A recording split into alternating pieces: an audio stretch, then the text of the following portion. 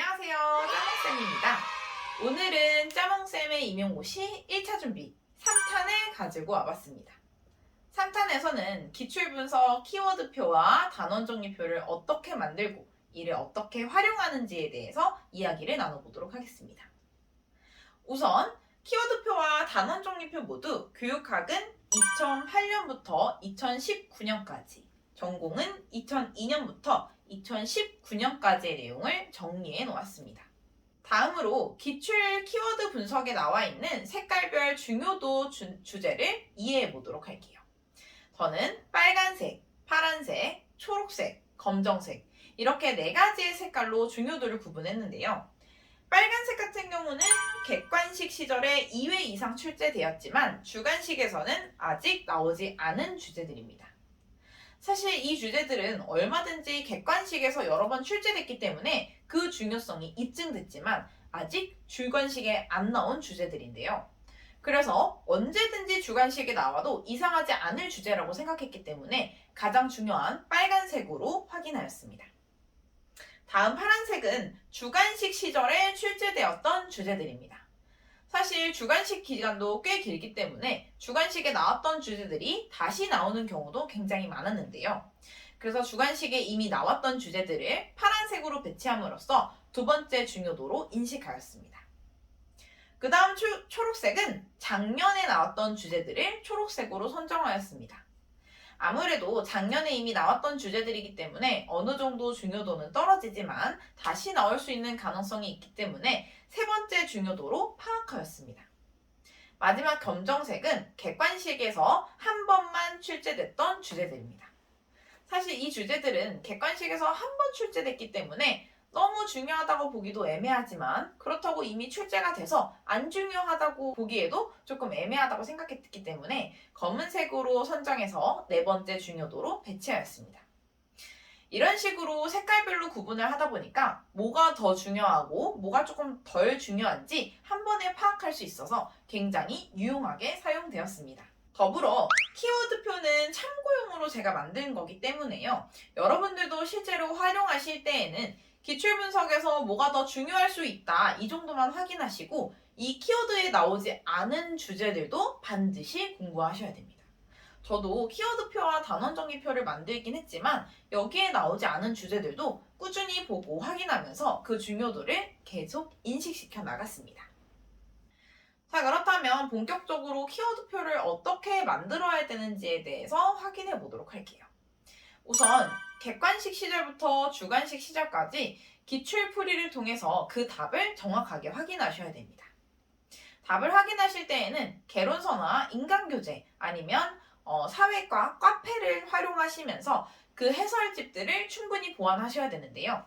정확하게 답에 대한 확인이 가능해야 키워드표를 작성할 수 있기 때문에 답에 대한 확인은 구체적으로 진행하셔야 됩니다. 이런 식으로 답을 확인했다면 그 키워드를 공통적인 단어들로 정리해 나가야 됩니다.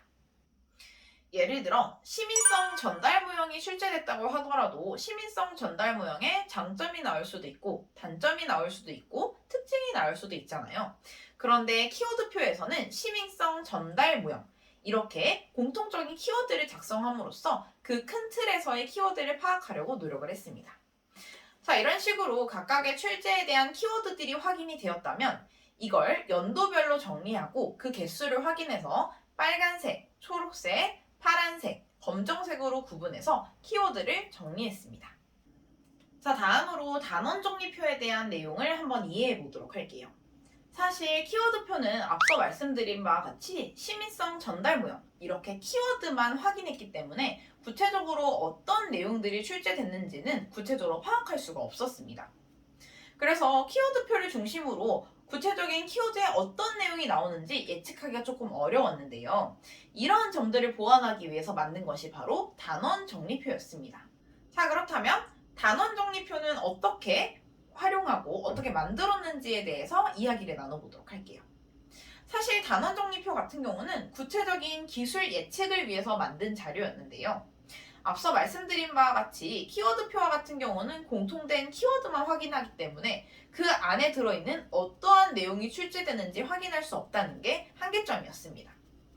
예를 들어 논쟁 문제의 수업 모형 모형 같은 경우는 2014년, 2015년, 2017년, 2018년, 2019년 5년에 걸쳐서 출제가 됐는데요. 공통된 키워드만 확인했기 때문에 키워드표에서는 모두 논쟁 문제 수업 모형이라는 단어로 예상이 되었습니다. 그래서 단원 정리표에서는 각각의 키워드에 어떤 내용들이 나왔는지를 확인했는데요.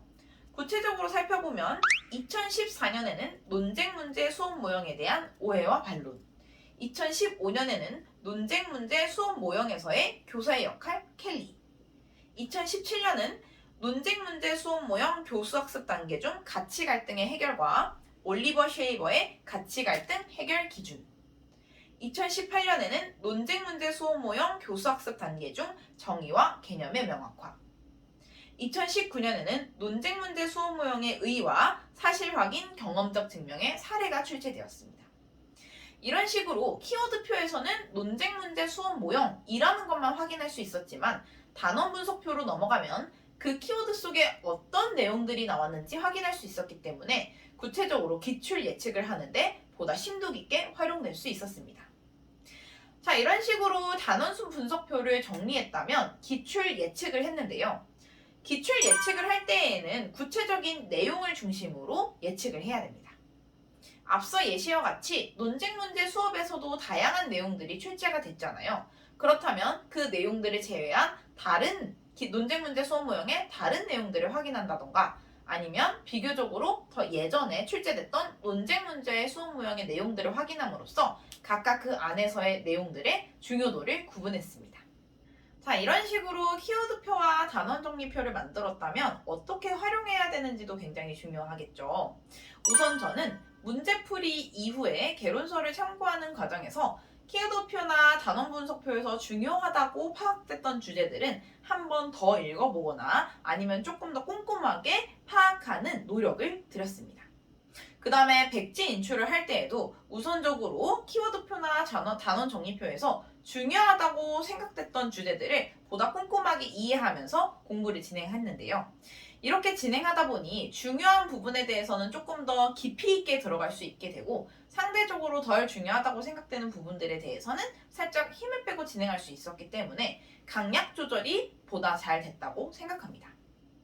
그런데 앞서 말씀드린 바와 같이 키워드표나 단원 분석표는 하나의 참고 자료이기 때문에요. 키워드표나 단원 분석표에서 중요하다고 나오지 않았더라도 한 번씩은 꼭 읽어보고 들어가시기를 추천드립니다.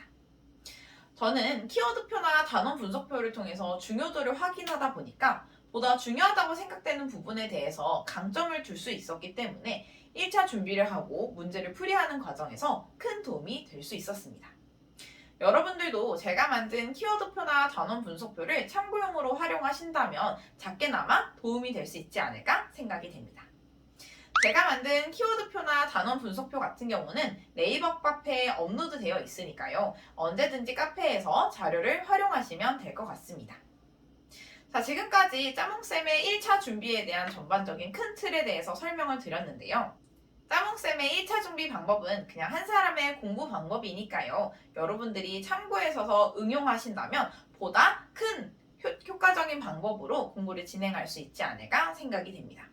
오늘도 영상 시청해주셔서 너무 감사하고요.